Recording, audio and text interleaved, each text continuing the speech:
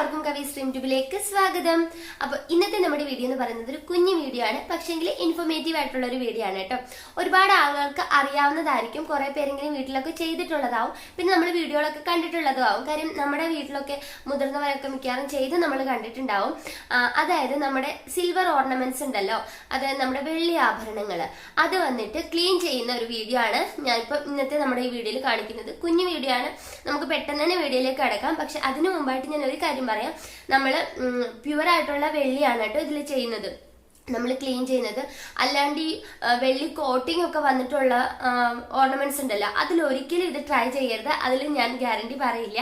ഇത് വന്നിട്ട് പ്യുവർ ആയിട്ടുള്ള സിൽവറിൽ ഞാൻ ചെയ്താണ് കാണിക്കുന്നത് കേട്ടോ. പിന്നെ അതുപോലെ തന്നെ നമ്മുടെ ചാനൽ ഇതിനു മുമ്പായിട്ട് നമ്മൾ ഓക്സിഡൈസ്ഡ് ജ്വല്ലറി ക്ലീനിങ്, അതുപോലെ തന്നെ ഗോൾഡ് ഓർണമെന്റ്സിന്റെ ക്ലീനിങ്, ഇത് രണ്ടും നമ്മൾ ചെയ്തിട്ടുണ്ടായിരുന്നു. അപ്പൊ അത് വന്നിട്ട് ഞാൻ കാർട്ടിലിടാം. അതുപോലെ തന്നെ അതിന്റെ ലിങ്ക് ഒക്കെ ഞാൻ ഡിസ്ക്രിപ്ഷൻ ബോക്സിലും കമന്റ് ബോക്സിലും ഇടാം. അപ്പൊ അതും നിങ്ങൾക്ക് ആവശ്യമുണ്ടെങ്കിൽ കയറി കണ്ടു നോക്കാം കേട്ടോ. അതിൽ ഓക്സിഡൈസ്ഡ് ജ്വല്ലറീസ് ഒരുപാട് പേര് ചോദിച്ചിട്ടുണ്ടായിരുന്നു, ആ ഒരു മെത്തേഡ് വന്നിട്ട് നമുക്ക് പ്യുവർ സിൽവറിലൊക്കെ ചെയ്യാമോ, അതുപോലെ തന്നെ ഗോൾഡ് പ്ലേറ്റഡ് ആയിട്ടുള്ള ജ്വല്ലറീസിലൊക്കെ ചെയ്യാമോ. ഒരിക്കലും ഓക്സിഡൈസ്ഡ് ജ്വല്ലറിക്ക് ചെയ്യുന്ന ആ ഒരു മെത്തേഡ് വന്നിട്ട് നമ്മൾ സിൽവർ ജ്വല്ലറിക്ക് ചെയ്യുകയോ അതല്ലെന്നുണ്ടെങ്കിൽ ഗോൾഡ് ജ്വല്ലറിക്ക് അങ്ങനെ ചെയ്യാനേ പാടില്ല. എന്താണോ നമ്മുടെ വീഡിയോയിൽ കാണിക്കുന്നത് അത് ചെയ്യുക. അതുപോലെ തന്നെ നമ്മൾ ഈ മെത്തേഡൊക്കെ ചെയ്യുന്നതിനോടൊപ്പം തന്നെ നമ്മൾ ഈ ഒരു ജ്വല്ലറീസ് ഒക്കെ നമ്മൾ എപ്പോഴും തുടച്ച് വൃത്തിയായിട്ട് എന്തെങ്കിലും എന്താ പറയാ മൂടിയുള്ള ആ ഒരു പാത്രങ്ങളൊക്കെ ഉണ്ടല്ലോ അതിനകത്തൊക്കെ ഇട്ട് സൂക്ഷിക്കുക. കാര്യം കാറ്റൊക്കെ ഒരുപാട് അടിക്കും, അതല്ലെങ്കിൽ പൊടി ഒരുപാടൊക്കെ അടിക്കുന്ന സമയത്താണ് ഇത് പെട്ടെന്ന് ചീത്തയായി പോവുക.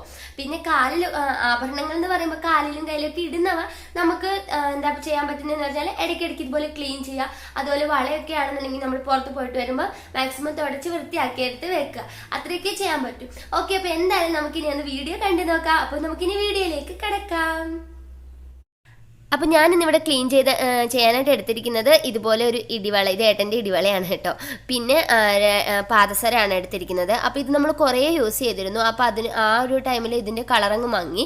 അപ്പോൾ പിന്നെ നമ്മളത് മാറ്റി വെച്ചു. അപ്പോൾ ഒന്നും കൂടിയിട്ട് ഇതിൻ്റെ കളറൊക്കെ മങ്ങി. അപ്പോൾ ഇനി എന്തായാലും നമുക്കിത് എങ്ങനെയാണ് വൃത്തിയാക്കി എടുക്കുന്നതെന്ന് നോക്കാം. അപ്പോൾ അതിനായിട്ട് ഞാനൊരു പാത്രത്തിൽ കുറച്ച് വെള്ളം ചൂടാക്കാനായിട്ട് വെച്ചിട്ടുണ്ട്. അതായത് നമ്മുടെ ഓർണമെൻറ്റ്സ് ഒക്കെ മുങ്ങിക്കിടക്കാൻ ആവശ്യമായിട്ടുള്ള വെള്ളം എടുക്കുക. അതിലേക്ക് ഒരുണ്ട പുളി ഇട്ട് കൊടുക്കുക. 1, 2, 3 സ്പൂൺ അളവിന് ഉപ്പ് ഇട്ട് കൊടുക്കുക കേട്ടോ. ശരിക്കും പറഞ്ഞാൽ ഒരു കറിയൊക്കെ ഉണ്ടാക്കില്ലേ, അതുപോലെ തന്നെയാണ് നമ്മൾ ഈ ചെയ്തെടുക്കുന്നത്. ഇനി അതിലേക്ക് നമ്മുടെ ഓർണമെൻറ്റ്സ് ഇട്ട് കൊടുക്കാം. അപ്പം നിങ്ങൾക്ക് പുളി വേണമെങ്കിൽ ഒന്ന് ഉടച്ചിട്ട് കൊടുക്കാം. അപ്പം ഞാൻ അതിന് ശേഷമാണ് കേട്ടോ ഈ ഒരു സ്പൂൺ കൊണ്ട് പുളിയൊന്ന് ഉടച്ചിട്ട് കൊടുക്കുകയാണ്. അപ്പോൾ വെള്ളം ചെറുതായിട്ട് ചൂടായി വരുമ്പോൾ നമ്മുടെ ഓർണമെൻറ്റ്സ് അതിലേക്ക് ഇട്ട് കൊടുക്കുക. എന്നിട്ട് ഇടയ്ക്കിടയ്ക്ക് നമ്മളൊന്ന് ഇളക്കി കൊടുക്കുക കേട്ടോ. അപ്പം ഞാൻ ദാ അതിനകത്തേക്ക് ഓർണമെൻറ്റ്സ് ഇങ്ങനെ ഇട്ട് കൊടുക്കുകയാണ്. അത് മുങ്ങിക്കിടക്കുന്ന പോലെ വേണം കേട്ടോ വെള്ളം വെക്കാനായിട്ട്. ഓക്കെ, അപ്പോൾ അതിനിങ്ങനെ ചെറുതായിട്ട് തിളയൊക്കെ വന്ന് തുടങ്ങിയിട്ടുണ്ട്. അപ്പം ഞാൻ അതൊന്ന് സ്പൂൺ കൊണ്ട് ഇടയ്ക്കൊന്ന് ഇളക്കി കൊടുക്കും. അതൊന്ന് എന്താ ഇങ്ങനെ പൊക്കിയൊന്ന് നോക്കും. കാര്യം എന്ന് പറഞ്ഞാൽ അത് അതിൻ്റെ അഴുക്കൊക്കെ പോയോന്ന് അറിയാൻ വേണ്ടിയിട്ട്. ഓക്കെ, അപ്പം നന്നായിട്ട് തിള വന്നതിന് ശേഷം നമുക്ക് നമ്മുടെ സ്റ്റൗവ് ഓഫ് ചെയ്യാം. ദാ ഇപ്പോൾ ഈ കാണുന്ന പോലെ നന്നായിട്ട് തിള വന്നു. അപ്പോൾ ഞാൻ സ്റ്റൗ ഓഫ് ചെയ്തിട്ടോ. എന്നിട്ടിത് ഒന്ന് ആറാനായിട്ട് വെക്കുക. വെള്ളത്തിൻ്റെ ചൂട് കംപ്ലീറ്റ് പോകുന്നവരെയൊന്നും വേണ്ട, നമ്മുടെ പാത്രത്തിൻ്റെ ചൂടൊന്ന് മാറി കിട്ടുക. വെള്ളത്തിൽ ചൂടിരുന്നോട്ടെ, പ്രശ്നമൊന്നുമില്ല കേട്ടോ. അപ്പോൾ നമ്മുടെ പാത്രത്തിൻ്റെ ചൂടൊക്കെ മാറിയതിന് ശേഷം ഇതുപോലെ നമുക്ക് എടുത്ത് വെക്കുക.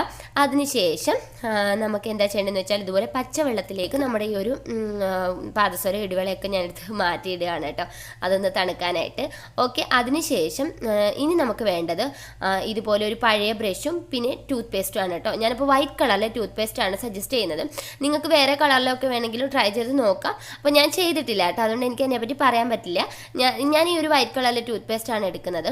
അതിനുശേഷം നമ്മൾ തണുത്ത വെള്ളത്തിൽ തണുക്കാനായിട്ട് ഇട്ടില്ലേ നമ്മുടെ ഓർണമെൻറ്റ്സ്, അത് നമുക്കൊരു തുണിയിലൊന്ന് തുടച്ചെടുക്കാനും നനവൊന്ന് മാറാനായിട്ട്, എങ്കിലും ഈ ഒരു ടൂത്ത് പേസ്റ്റ് അതിൽ കംപ്ലീറ്റ്ലി പിടിക്കുള്ളൂ. അതിന് വേണ്ടിയിട്ടാണ് കേട്ടോ. എന്നിട്ട് നമുക്ക് ഈ ഒരു ഓർണമെൻറ്റ്സ് ഫുള്ള് നമ്മൾ ഈ ഒരു എന്താ പറയുക ടൂത്ത് പേസ്റ്റ് അപ്ലൈ ചെയ്ത് കൊടുക്കുക. നല്ല രീതിയിൽ തന്നെ അപ്ലൈ ചെയ്ത് കൊടുക്കുക കേട്ടോ. കുറേ നേരം എന്താ പറയുക എന്നിട്ട് നമ്മൾ മാറ്റി വെക്കേണ്ടതായിട്ടുണ്ട്. കുറേ നേരം മീൻസ് 5 മിനിറ്റോളം നമ്മളത് മാറ്റി വെക്കണം. നല്ല രീതിയിൽ ഫുൾ അപ്ലൈ ചെയ്തിട്ട് 5 മിനിറ്റ് നമ്മളത് മാറ്റി വെക്കുക. അതിന് ശേഷം വേണം നമ്മളിതിനെ ഉരച്ചങ്ങ് കഴുകിയെടുക്കാനായിട്ട്. അപ്പം ഉരച്ച് നന്നായിട്ട് ഉരച്ചതിൻ്റെ അഴുക്കൊക്കെ കളഞ്ഞിട്ട് നല്ല പച്ചവെള്ളത്തിൽ നിങ്ങളതിനെ കഴുകിയെടുക്കുക കേട്ടോ. കഴുകിയെടുത്തതിന് ശേഷം നിങ്ങളൊരു ഉണങ്ങിയ തുണി കൊണ്ട് അതിനെ തുടച്ചെടുക്കുക. അപ്പം ആ ഒരു ടൈമിലേ നമുക്ക് മനസ്സിലാവും, കാരണം നമ്മുടെ ബാക്കിൽ ആ ഒരു ടവലിലിരിക്കുന്ന ആ ഒരു പാദസരം ഉണ്ടല്ലോ, അപ്പോൾ ഇതിൻ്റെയും കൂടെ കളർ നമുക്ക് കാണുമ്പോഴേ ആ ഒരു ഡിഫറൻസ് മനസ്സിലാവും. നല്ല രീതിയിൽ ഇത് ക്ലീനായി കിട്ടിയിട്ടുണ്ടെന്ന് നമുക്ക് മനസ്സിലാവും കേട്ടോ. അതുകൊണ്ട് ഒരു പാദസരത്തിൽ ഫസ്റ്റ് ഒന്ന് ട്രൈ ചെയ്ത് നോക്കുന്നത് തന്നെ ആയിരിക്കും നല്ലത്. ഓക്കെ, അതിന് ശേഷം നമുക്കിനി ഇത് നന്നായിട്ട് തുടച്ചെടുത്ത് കഴിഞ്ഞിട്ട് നമുക്ക് അതിൻ്റെ റിസൾട്ട് കണ്ടു നോക്കാം. നന്നായിട്ട് ക്ലീനായി കിട്ടിയിട്ടുണ്ട്, നല്ല കളറും വന്നിട്ടുണ്ട് കേട്ടോ. അപ്പോൾ അതുകൊണ്ടാണ് ഞാൻ പറഞ്ഞത് നിങ്ങൾ ഫസ്റ്റ് ഒരു പാദസരത്തിൽ ചെയ്ത് നോക്കുക.